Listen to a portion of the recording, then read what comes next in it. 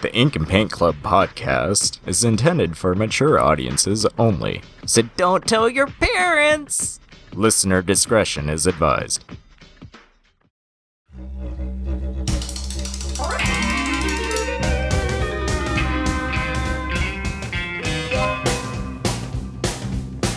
You're listening to the Ink and Paint Club podcast, your weekly home for animation reviews and discussions. Hello, everybody! Welcome to another episode of the Ink and Paint Club podcast. My name is JD. I'll be your host this evening, like I am every other week. Unfortunately, Kyle had some errands he needed to run, so he is not here again this week, and we miss him dearly. But next week for sure. But in his stead, we have Matt returning. I am the Matt. I am the best character on the podcast. I am better than the JD and the Kyle combined. That's beautiful. I love it. And he hasn't been on here in a while, but hey, Richie's back. Yeah, I can't top that intro. I was hoping you were going to introduce him first. That's way too good. I'm sorry, Richie. I'm sorry. It's fine. It's wow, fine. Matt. You did good. Way to just set the bar way too high.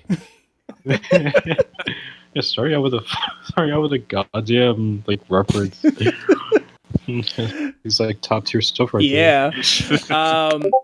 But yeah, so this week we are talking about the Rocko's Modern Life special that, we've been waiting for God knows how long. Wow. Yeah, what was it called again? Static Cling. If my memory serves, this was announced at Comic-Con 2 years ago. Yeah, it was 2 years ago. We never got anything since then. Yeah. And lo and behold, Netflix finally releases it. Because we'll talk about Zim next week when it airs.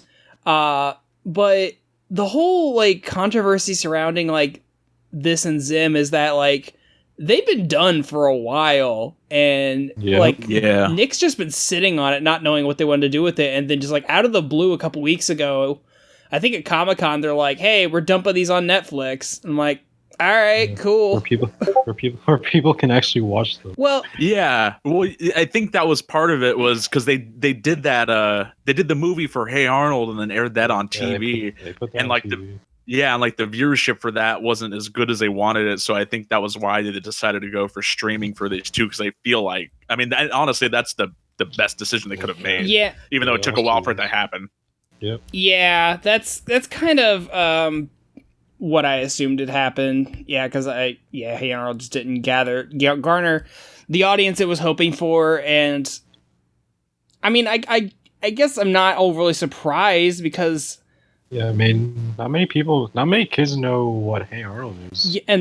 Yeah, and especially for Rocko and Zim, those are I feel like even more niche properties. Well, I would say the fan bases for still... Rocko and Zim are way more prevalent than Hey Arnold's, I would say. Yeah, Zim is definitely still kicking. You can just see on Twitter or Facebook all that stuff. People constantly talk about it. Hot Topic has kept Zim alive and well. It really has. But I mean, we've seen a bit of a 90s revival with Nick the last couple of years, and that's probably what garnered these specials to be commissioned in the first place. They got that all that reboot that just came out. And I just saw yesterday that they're rebooting Are You Afraid of the Dark too, and I'm like, I just found that out too. Yeah, that happened. And I'm like, does Nick not have original ideas anymore? Because it's they do, but then they get passed off onto their secondary networks to make room for SpongeBob and Loud House. It's it's like SpongeBob and Loud House, the only two real big animated properties they have, and then it's just all their. Oh well, then there was Fairly Odd Parents, but that just went away. Finally, yeah, that was 1 or 2 years ago. Yeah, it went on way past its prime, but it really did. So I still think season 8 is a cutoff for me. I think I stopped. I think I stopped watching Fairly Odd Parents around when Channel Chasers or whenever the Jimmy Timmy Power Hours were happening. Yeah, that was the same here too. Yeah, I stuck with it for a while. Yeah. God bless you. Butch Hartman appreciates your viewership. It was the thing that got me into drawing the first place. There you go. So I was like, yeah. You know what? I can definitely see that in your style for sure. I see a lot of that influence. Yeah. Yeah, thank you. But so they decided to make a special for Rocko's Modern Life, which I don't know about your guys' relationship with this show, but Rocko came out when, I think Rocko was in his prime when I was like maybe 6 or 7 years old. So I remember watching it, but I definitely remember my dad really getting into it way more than I did, because I assume it's because of like the more adult things, the adult subtext that can be sometimes in there that probably I wasn't getting as a kid, but more adults were probably getting. It definitely skewed towards a bit of a more mature audience for sure. Right. Yeah, it was definitely mature. Yeah. I just don't remember being huge into it. So when they said they were going to be bringing Rocko back for a special, I was just like, all right, cool, I guess. I really loved the show like when I was a kid. I haven't really gone back to, aside from like a few instances here and there, but I hadn't really gone back to rewatch a lot of the show since it aired. I did rewatch like a couple episodes before watching Static Cling just to kind of get in the right mood set for the actual special itself. But other than that, yeah. But yeah, no, it was as good as I remembered it being. For me, I bought the Shout Factory Complete Series DVDs. Oh, nice. DVDs. So I just I was kind of looking into those too. Yeah, I kind of binge watched those. That was like 2-3 years ago. I watched it. I really like it. I think it's one of my top favorite cartoons from. It's like how it blends like all this like mundane slice of life stuff with like this wacky zany like over the top humor. It's great. Mm-hmm. Like, commenting on like modern issues with like this silly mindset. I don't want to say cynical because it just takes it to like funny extremes. Yeah. Yeah, well, it's cynical in some respect. It's more satire than cynical. Right. Cynicism. So whereas I feel like the original show was a satire critique on modern life of the 90s, now we've got this new special, and it is very much aping the tropes of today's modern living, I guess. So basically the conceit of this is I don't know how whatever the last episode of Rocko was. Okay, so this is one of the ones I rewatched just before watching the special. So it's the episode that the creator Joe Murray considered the last episode. I guess it didn't air last, but someone he considered being the finale. Basically, the episode is it's Filbert's kids like going back to Rocko's house, like far off in the future, which I think the future there was only like 30 years in the future, but everyone looks like old and like all futuristic and stuff. And so they like they find a banana in the fridge and they try to get Filbert to explain it. Yeah, actually, it would have been 2026 at that time, I think. Right. I can't remember if it was 30 years, but anyway, the whole point of it being that it took place in the future and they were sort of reminiscing on the past, and like basically what happens in the episode is a rocket goes through Rocko's house and then launches them into space. Launches Filbert, Heifer, and Rocko and Spunky into space. And then they just leave it at that, and they're just sort of like stuck in space. And because it didn't air last, I'm sure a lot of people didn't really consider that as being like, oh, well, it's at the end of the series and now they're stuck in space. I don't think a lot of people kind of viewed it that way. So when the synopsis for this came in, and people are like, oh wow, it is actually a continuation. Yeah. Well, that's good to know, because like when this special starts up, Filbert, Heifer, and Rocko are in space. So I didn't know if that was just like a that's just a thing for the movie, or if that was a continuation from the show. So that's good to know. That's a continuation on. Yeah. But Yeah, at least something to latch on to. yeah, You don't really need to know that it's a continuation though, because Yeah, it's not that's like true. it's not like they harken back to anything specifically from that episode. mm-hmm. Because any of the references to like Filbert's kids or like anyone looking older or whatever, I mean, they don't pay attention to that anyway. It's a cartoon. They don't What's really continuity. Yeah, exactly. So yeah, the guys find out there's a way to return back to Earth, and they return back to modern times, to the 21st century, and it is not where there's Starbucks. it's where there's like Starbucks and so gritty Bugs. superhero movies. Yeah, and, so like 3D printers and all this other gritty reboot of Really Really Big Man and the 3D printing comics, and food trucks and tacos, food trucks, radioactive energy drinks. Yeah, and the new iPhone coming out every 5 seconds, and I always laugh out loud at that for some reason.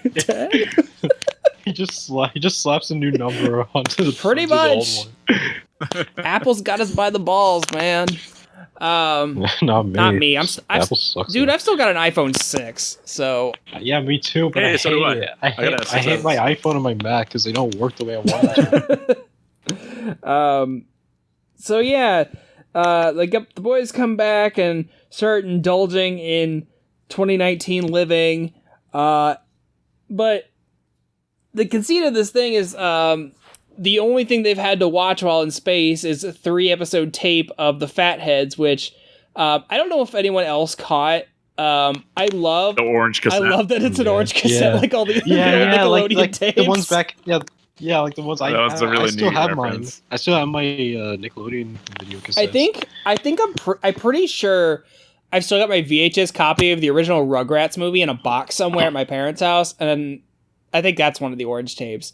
I mean, I got a Rugrats movie. Because usually it was either orange or Ferris green, right? Yeah, I think so. Was it green? Yeah. They had green ones too? Maybe. I think so. They had the green slime, and then they had like the Nickelodeon orange for the orange, logo. yeah. That's really cool. If I remember that right. But so yeah, they come back to Earth, and Rocko finds out that the Fatheads was canceled years ago, and that's the only thing that was keeping him sane up in space, and he's not adjusting to 2019 living, so he's like, he needs to he has a nostalgia boner, and it's like, the only thing that's going to keep me sane is if we reboot the Fatheads. Yeah. Contrast to Heifer and Filbert, who basically just embraced it fully. Like the minute they came back. Yeah. Filbert's got a YouTube channel. He does. Yeah. He's got like a selfie stick attached to his head. So yeah, Rocko is on a mission to find the original creator of the Fatheads so he can get them to reboot it, because of something Mr. Bighead did. Conglomero is out of business, and basically the entire city is on fire. Things are he basically bankrupted O-Town in like one mistake. And one whole spell swoop. And it's just a critique of probably like the whole housing crisis or recession we went through a couple years ago, when Mr. Bighead's like, I'm too big to fail. And I'm like, oh god, that hurts a little too much. Even though I was like in high school when that happened, but still, it's we're still feeling those effects to today. Exactly. I don't even know if I remember. Yeah. Or if I even recall even happening. Yeah. Because I wasn't paying attention to that kind of thing back then. I know my parents were really up on it because, I think it affected them way more than it affected me at like an 18-year-old. That's fair. So, it's strange to me watching this now, seeing the characters, like seeing how the animation style is different yet the same as the old show. Right. Because when I was watching Hey Arnold, Arnold eventually went to digital coloring in the last couple seasons, whereas Rocko never hit that point. It was always cell animated. Or it's kind of like the difference between watching earlier SpongeBob and later SpongeBob. Exactly, too. yeah. Yes. Yeah, you can definitely tell a difference. So now that obviously they've got digital inking and like you can really do all the animating on computers now rather than have to hand draw it, which there's no end of jokes about. We have computers. Yeah. So yeah, there's jokes about hand animating things versus computer animating things, but it's just weird seeing Rocko so clean now. But at the same time, really it's is. like I felt like the art style. Because the fat heads, when they animate that, they make it extra scratchy to emphasize that it's a cartoon. They make it look. Yeah, they make it kind of look. They kind of make it look cell shaded, or like something like that. You can kind of see the shadows underneath the. Yeah, you can definitely tell it's supposed to have like it's a bit an older style animation, but I even kind of noticed with like just the regular like Rocko and all the other characters, like occasionally they would have kind of like scratchy line art. It's just weird seeing. It's like Rocko was never meant to be this like clear and clean. No, definitely not. They nailed it though. Like the whole animation aspect of it, they just nailed it. Like if you compare this to like the Hey Arnold movie, the Jungle movie, or even what we've seen from like the Invader Zim special, like this one looks the most like the original source material. Well, really I mean, Invader Zim is taken from the comics, so yeah, exactly. The Zim whole one is more influenced by the sort of the more recent developments in the comics and stuff. You're right, and in fact, that movie does adapt some of the first issue, second issue stuff in there. But like, yeah, the animation is definitely. So if you like read those comics, you basically already watched the movie. Oh well, no, not necessarily. Like you got a good idea of where to start off. Oh yeah. But anyway. We'll talk more about that next week. But just the animation on Rocko looked fantastic. Like it just like if you recorded this special onto a VHS, like it would look like just watching an old episode of Rocko. It probably would. I kind of want to see that now. That would look really good. Yeah, I want to. Yeah, so someone should do that. Yeah, I want to see someone add some like grain and fuzz to this, just to. Some tracking. Yeah, some tracking. Yeah. There are like some ads like in the beginning. Yeah. There's some like old 90s ads too. I definitely agree. Animation wise, just like the crazy expressions, and like the body movements with all the characters, it's spot on. From like Joe Murray hasn't missed a beat recreating this, and I want to give talent. I want to give props to the voice crew because. Man, they sound just the way they did back in the 90s. They do. Yeah, I got Charles Elizraki, Tom Kenny, Mr. Lawrence, Charlie Adler. Rocko has not aged a bit in his voice, like, at all. I will say, though, I think Heifer and the Big Heads kind of sound lower in their tones of voices. Maybe. That's to be expected. That's just from years of doing, like, I mean, just to kind of go back to the SpongeBob comparison. I mean, you got Tom Kenny doing SpongeBob for years, and eventually the voice does change just because of how long you've been going on doing it. So it makes sense to me that, like, in Heifer's performance, like, he would maybe sound a bit different than he did back in the day, just because, you get older. Right. You put your voice under so much strain for years. But in terms of just, like, falling back into those characters and, like, their personalities and stuff, like, everything feels exactly like it did. It feels right. Like they just stepped right back into those characters. Like there's no time had passed. So, like it felt like this is just another episode of the show. Just it looks better. Yeah. Totally. Yeah. It's true. So I don't know if you guys want to get into like the big to do of this special that a lot of people have latched on to. Well, that I feel like it definitely should, because that's it's like really it's like the biggest plot point of the special. Sure. Yeah, it's really integral to the whole so mechanizations of the story. So Rocko and the guys and travel the entire world looking for the Big Head's son, who is the creator of the Fat Heads, because they need to get him because without him, the Fatheads reboot is going to be this soulless CG animated crap pile. And they eventually find him, or should I say her, because, hey, by the way, Nickelodeon now has its first openly transgender character. Yay! Finally, after so many years, it's finally happened. Yeah. So, but seriously, that's really cool. I really applaud Joe Murray for actually going that far and just kind of doing it with that character. Yeah. Yeah. It was really interesting. I was kind of sad that I kind of got spoiled on it the day before it came out, because I think like Entertainment Weekly put out a picture of it. Yeah. There was a lot of press behind it, like for good reason, right? Yeah. I think they knew that there's going to be like a lot of buzz around it. I'm really glad that that he chose with this special to kind of go into this sort of that material, just because like he was talking about it. I was reading like a bunch of interviews before we did this episode, and just kind of like his thought process behind some of the stuff he chose to do for the special and what stuff he chose not to do, and because the whole special sort of like revolves around things changing. Like he felt like Ralph becoming Rachel. It was Rachel, right? It's that, and just sort of reflecting like today's sort of what's going on and gender, all that stuff.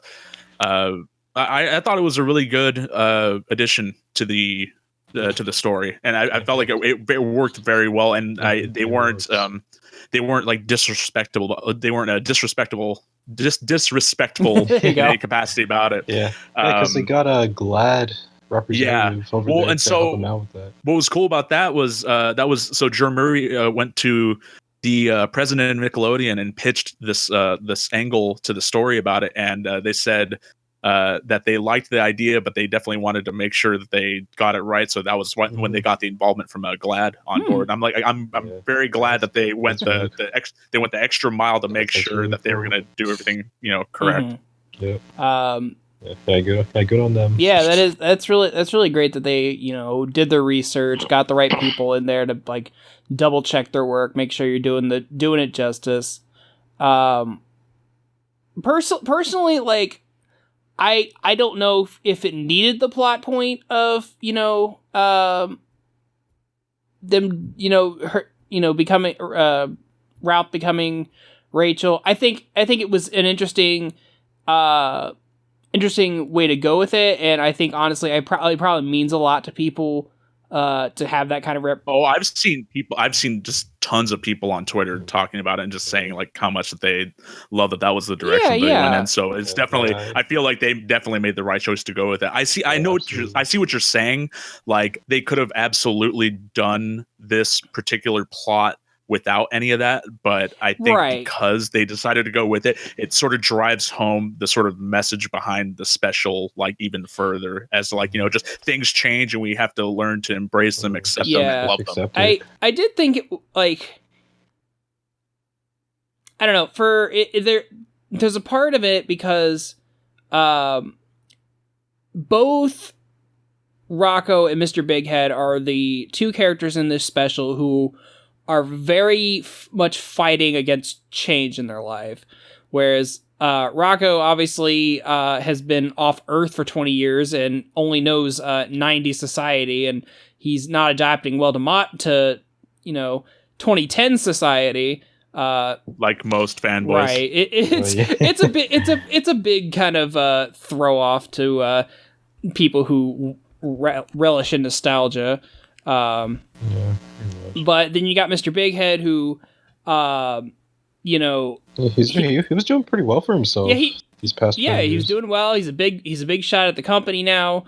But all in one day, he's found out that he's lost his job. His house is going to be demolished.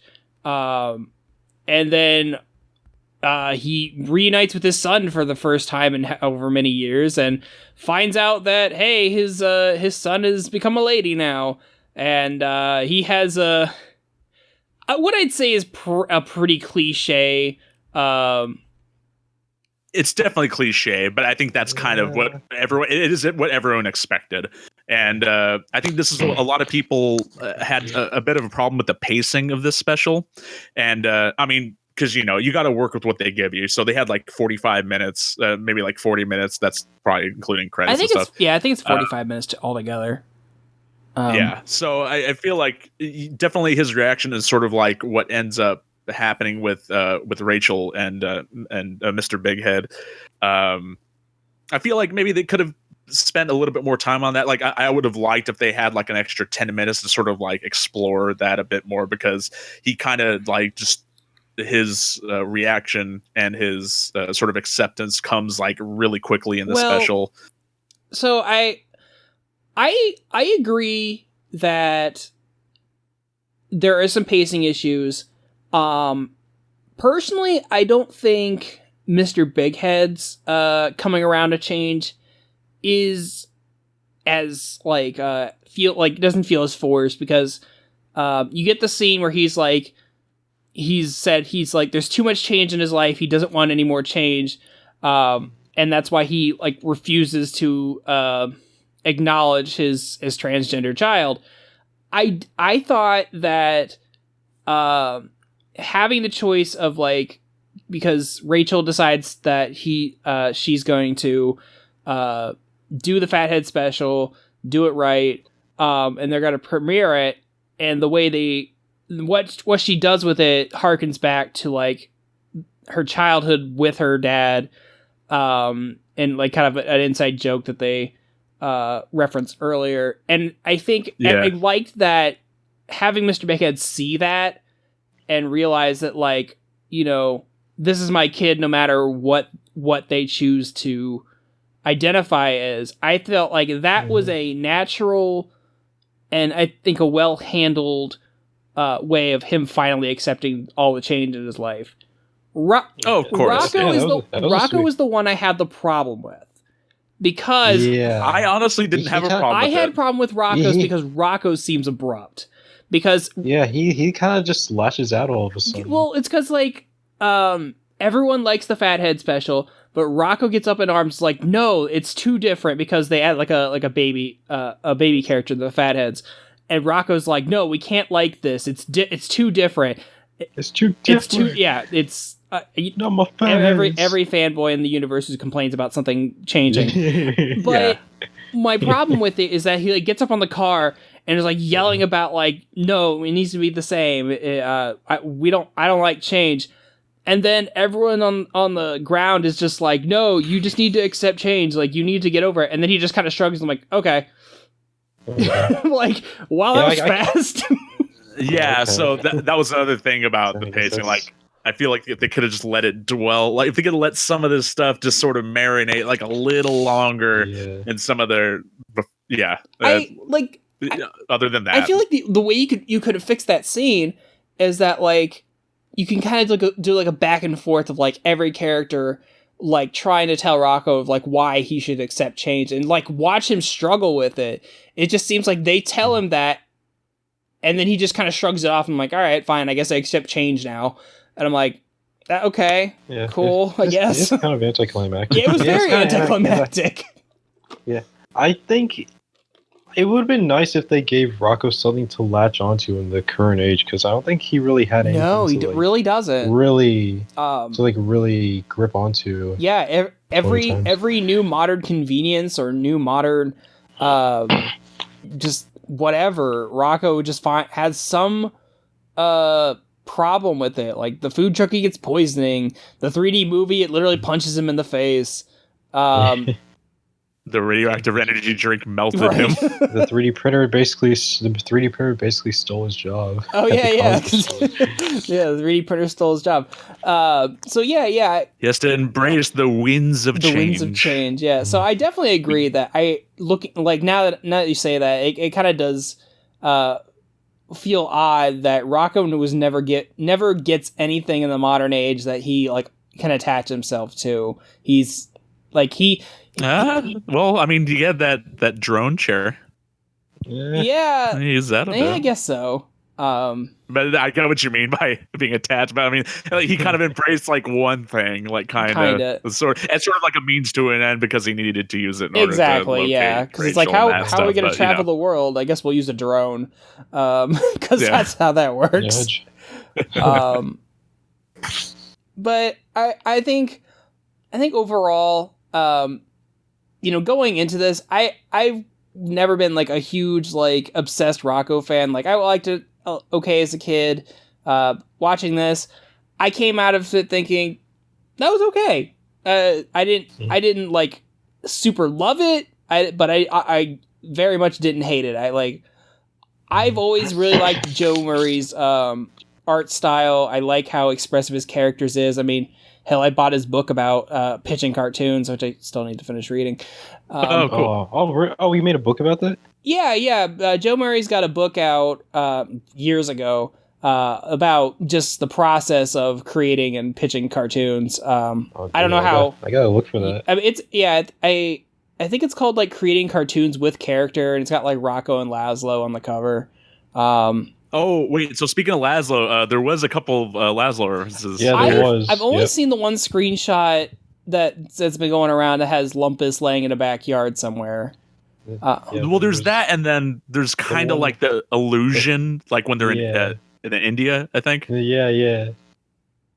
Of where it's like a monkey character watching like an elephant character. Oh yeah. Okay. I feel like that was a reference. Okay. Well, it had to have been. There's no way that wasn't like it's not a direct reference, but it's definitely like a sort of like a Cartoon Network owns owns Laszlo, so we had to like fit it in where we could. Well, no, because they put Lumpus in there too.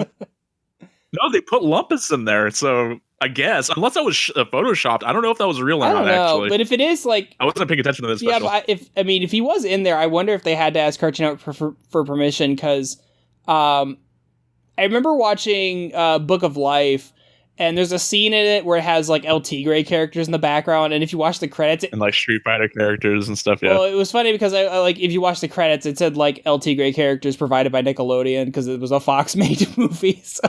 Oh wow! Yeah, okay, I didn't know that. I always wondered about that. They had to ask Nickelodeon just to use the El Tigre characters in the movie. Wow! Even if they're just background characters, but so yeah, I wonder if they had to like consult Cartoon Network just to make that little gag that potentially. I don't know.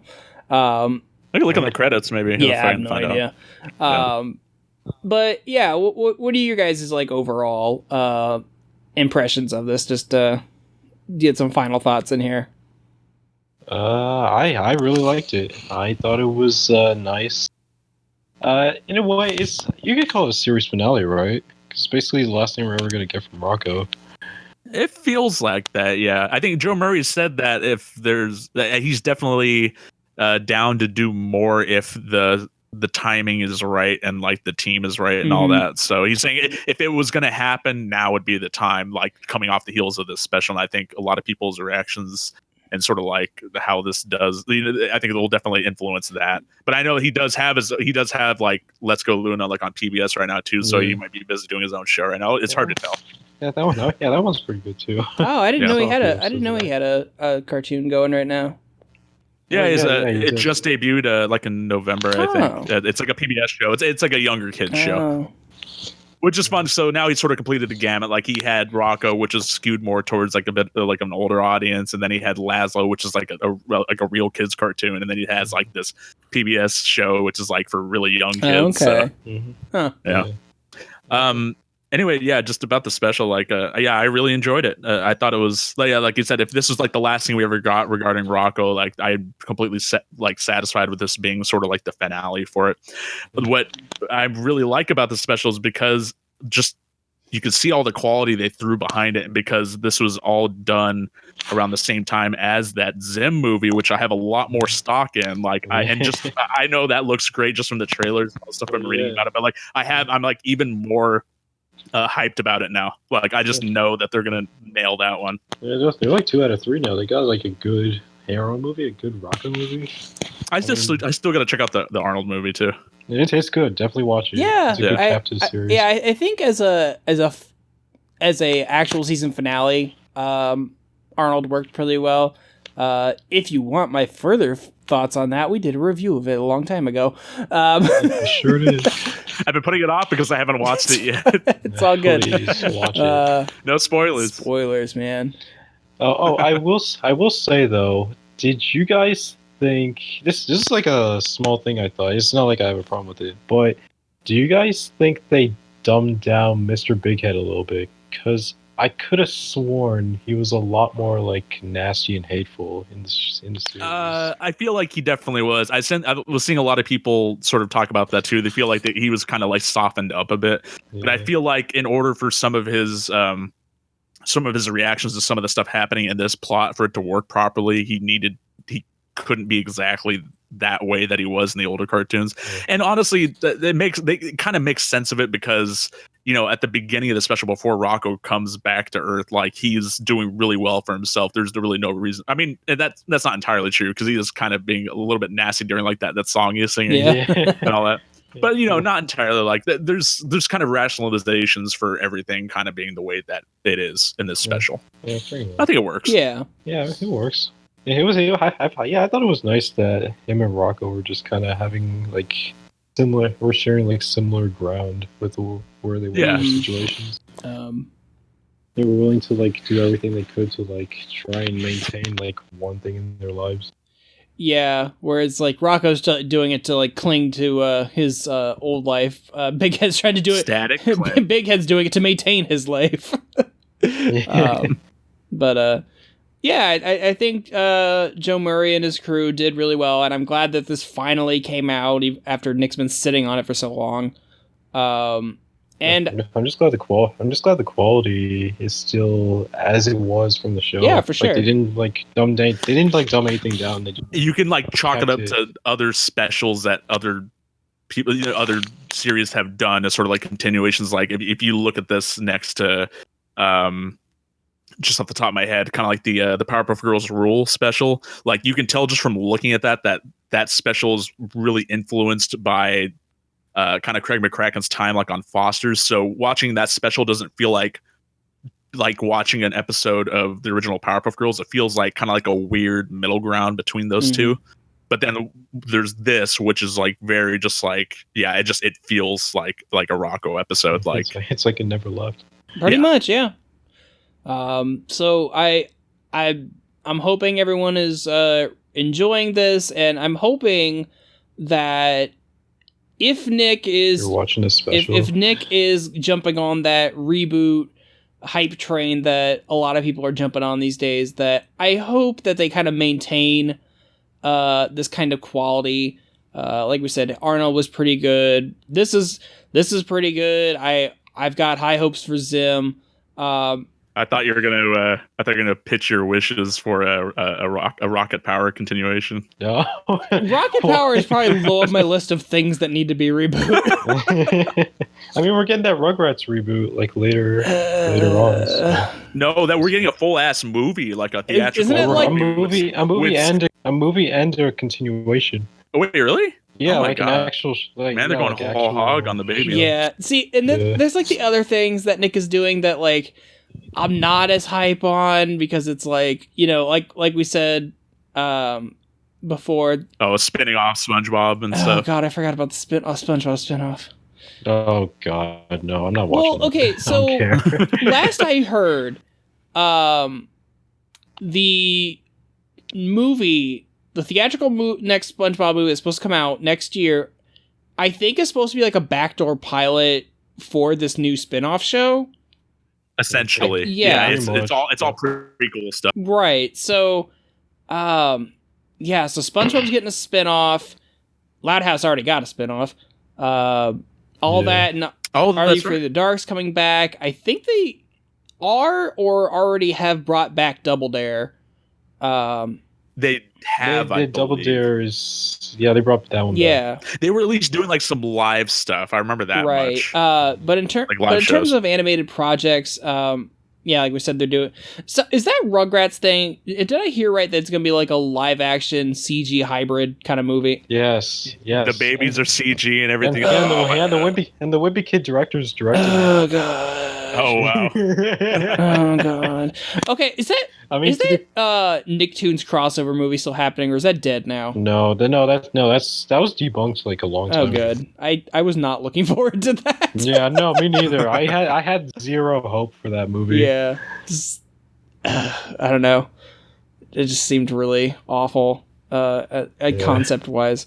But yeah, if Nick is gonna revive its animated projects, I hope that they continue the pattern they're doing here by like having the original creators come back, for some consistency. Bring back Teenage Robot. Yes, I'm sure Rob and Zenny would be thrilled to do that. I would love a continuation of Teenage Robot. Like that's that and El Tigre, like just those two. El Tigre, oh my dude, god, bring that back too. I need to go back and rewatch El Tigre. That was a really very colorful El show. Tigre that's a really solid show. It should have gone with at least one more season. Yeah. I'm sure it died before its time. I'm sure Jorge would jump on that. Like Teenage Robot had like a lot of like episodes, and it had its own like TV movie and stuff. Like it's cool where it's at. It's fine if it never gets like a continuation or whatever. It'd be cool if they did, but El Tigre definitely deserves like at least a bit more. Right? Yeah, I feel like there's a lot of the old Nicktoons that did get like actual finales, whereas I feel like Hey Arnold was a finale. I feel like this Rocko special could be treated as a finale. But I'm thinking of like other Nicktoons that like I know Ginger and Danny Phantom have like actual finales, whether they're satisfying or not. Right? Yeah, that remains to be seen. Yeah. So it's stuff with that like. If it actually did get a finale, I'm wondering if it needs to be brought back. Like, I think Teenage Robot. Don't quote me. I think they had an actual finale episode. Yeah, the Escape from Cluster Prime. Right. I think the TV movie was like the finale, and like I said, that's fine, completely fine where it's at. It's just like I would say that in terms of like their most popular Nicktoons, I'm sure people would want to see like at least a little bit more of. Like that's definitely high up. Let's bring Kappa Mikey back. Oh my God. No. This one's probably really low on some people's list. But bring Cat Scratch back. That one. Cat Scratch! I forgot about that. I think the creator's too busy with his Earthworm Jim Kickstarter and hating gay people. Yeah. God, I hate that. I hate that he's like that now. I did not know he was. I did not know he held. It's so refreshing when you get cartoon creators like Joe Murray who are. Not assholes, not stirring up shit. There's like, they're just cool. I don't know. Yeah, Doug TenNapel's a weird dude. He's not a good guy. And, just leave it nothing's wrong with Butch Hartman, but I don't know what he's doing these days. He's too busy scaring people out of his like quote unquote streaming service. Yeah. He's kind of a well-known jerk though too. I don't know, man. Like I was subscribed to his YouTube channel for a while just because he was like doing those sketch videos. But after a while, man, even his art style, like, man, how are you this bad at drawing your own characters? He kind of started to get into whatever the hell. I know we when we're doing the KO episode last week, we kind of brought up shit, what's his name? The dude from the Sonic comics. Oh, Ken Penders. Ken Penders. Ken Penders, yeah. He kind of started getting a bit Ken Pendersy with like his style. He was kind of that weird sort of like, yeah. And like making like alternate futures for his characters. Like, here's what Danny Phantom looks like 20 years in the future, and this is what he would be up to. Yeah. And I'm like, I don't need to know these things, Butch. No one cares. I mean, I like Danny Phantom fine. It's one of my favorite cartoons, but like, I don't need to see this. Okay.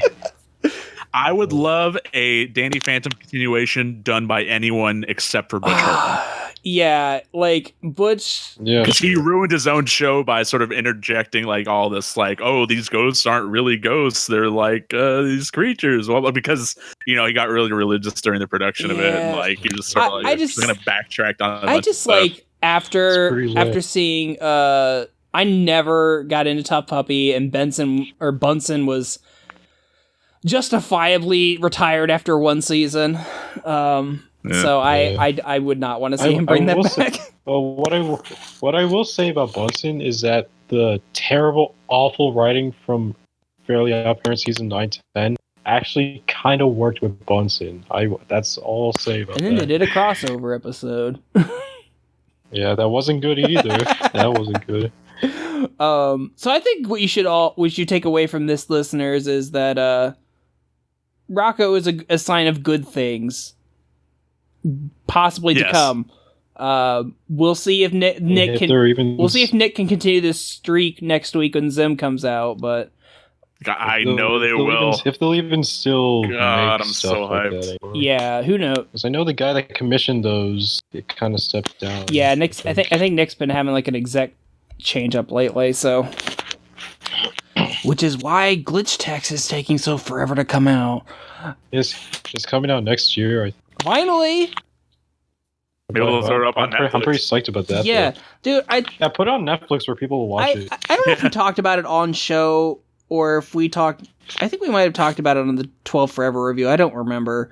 But yeah, we were just saying that like because Glitch Text is technically already canceled, I hope that it like does well enough that like Netflix just picks it up and says like we'll continue this show. It's put on. Yeah, it's on hold now, but it could get another season. Yeah, but you know how Nick is. If it's not a SpongeBob level hit right out the gate, you're dead in the water. Yeah, that's why I think Loud House got lucky. I'm still baffled by like how Loud House. I've never really watched Loud House. It seems like a fine show. It's just like, how does this slice of life show become their newest hit? Yeah, really. I'm kind of confused by it too. It's a comfy show. Yeah, I've heard that's the word. It's very comfy, is what I've heard. But yeah, so if you're a fan of Rocko and you haven't watched this new special, if you're a Rocko completionist, there you go. If you're watching the special. Yeah, I would definitely recommend watching this. It's like the show never ended. It's just more Rocko's Modern Life. If you're a Wacky Deli fan, you'll be sorely disappointed. There's no Wacky Deli continuation, but there is Foot Guy. I saw. The best character on the show. He's there. What is it they have? Because I remember he's talking to somebody and he's like holding something, but instead of like he's actually holding it, it's like a something on like a popsicle stick. It's just a drawing. Yeah, that was it's a drink or something, but it's just a drawing of it. Yeah, that made me laugh. So yeah, go watch that and be sure to come back next week when we talk about Invader Zim Enter the Florpus. Zim! Which I can't wait. Yeah, it's gonna be good. It's gonna be amazing. It's gonna be lit, as the kids say. I just killed it. I'm sorry. Don't say that. Well, Matt, Richie, thank you for being here today to talk about Rocko the Wallaby. It's my pleasure. Thanks for having me. I'm always down to talk about kangaroo people. Yeah, there you go. And thank you, everybody, for listening, and we will catch you all again next week. See ya. Goodbye. Thanks for listening to the Ink and Paint Club podcast. Be sure to follow us on Facebook and Twitter to keep up with the show. Join our Discord to chat with us, and subscribe to our Patreon for some cool bonuses. Links are in the description. We'll see you next time.